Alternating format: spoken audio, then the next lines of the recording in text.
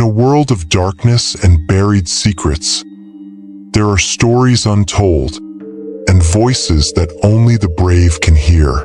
Do you dare to join?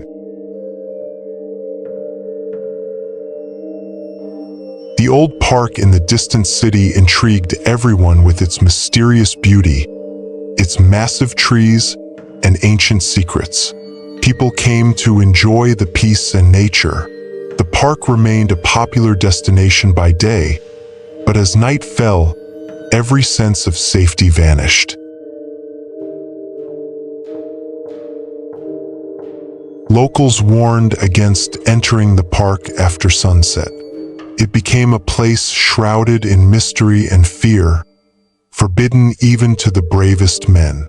Stories from the old town warned that the park had once been an execution ground, where hundreds of people were hanged for crimes of treason, witchcraft, and evil deeds. With every execution, hatred and anger grew within their tormented souls. The spirits of those whose lives were cut short still lingered there.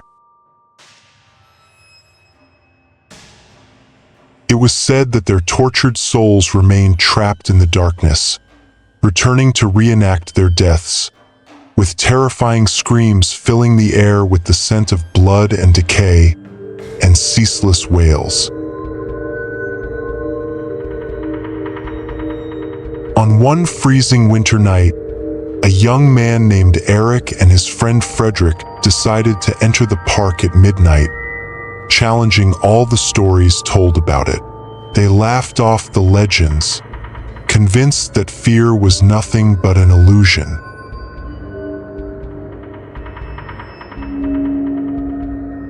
Curiosity drove them to discover what happened in the park after dark, so they agreed to enter the park after midnight and document everything with their cameras. As they ventured deeper among the trees, strange whispers began to play tricks on their minds, like voices from the past recounting tales of pain and death.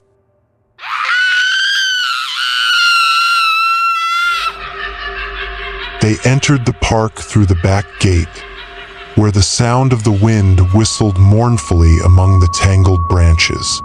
Suddenly, Eric felt a strange chill piercing his bones, as if someone's breath was brushing his neck.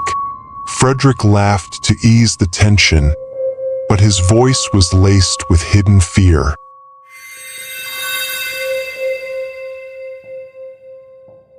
As they walked, they began hearing strange sounds.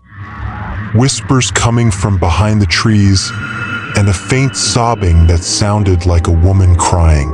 They tried to ignore the sounds, but soon froze when they saw a shadow slowly moving among the trees.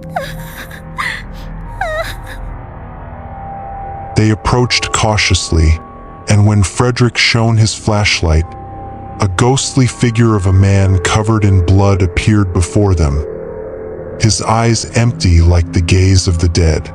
They couldn't move or scream as the ghost roared at them, its voice echoing like thunder throughout the park, then vanished into thin air, leaving behind a faint smoke and a foul stench. At that moment, Eric and Frederick realized they were facing real ghosts. Eric tried to turn on his camera, but the battery suddenly died, intensifying their fear.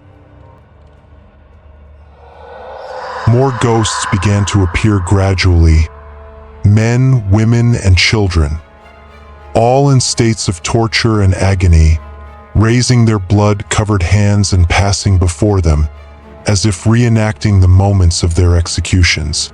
The sounds of swords clashing were clear, and at other times, they heard gunshots, as though time had taken them back to those dark days.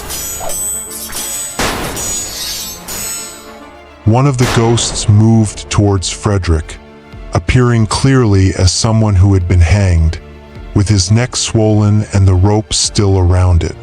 He whispered in a deep voice, "Wasn't what you did to us enough?" Frederick tried to back away, but his feet felt nailed to the ground.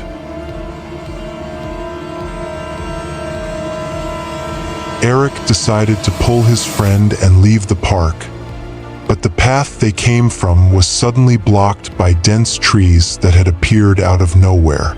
The ghosts began to close in, surrounding them from all sides. One spirit, a woman drenched in blood with severed hands, looked at them fiercely and said in a distorted voice, "You will not leave alive."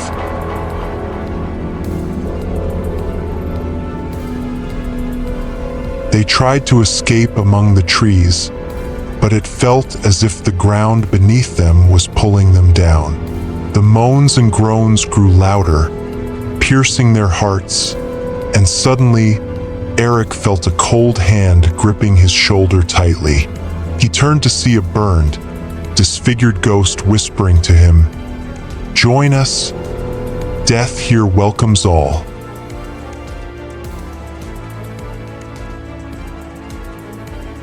In a desperate moment, Eric and Frederick decided to run toward the main gate, but the closer they got, the more the distance seemed to stretch. Fear took full control of them as the spirits transformed into vicious specters, chasing them relentlessly.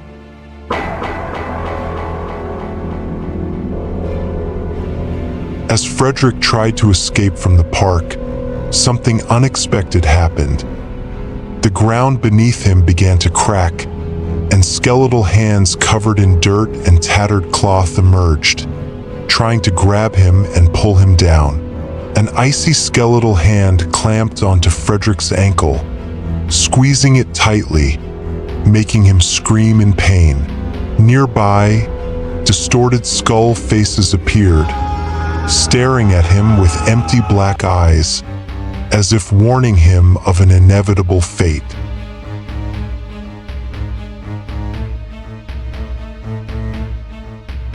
Suddenly, Frederick felt a sharp sting in his back. He turned to find a faceless, disfigured body standing behind him, opening its mouth, a gaping hole, releasing a scream that shook the entire park.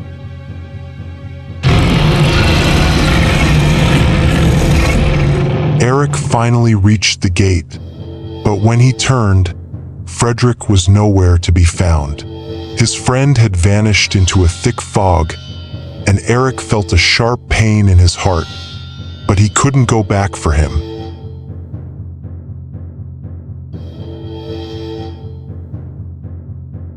The following morning, Eric was found lying unconscious outside the park, strands of his hair now gray, and he hadn't spoken a word since.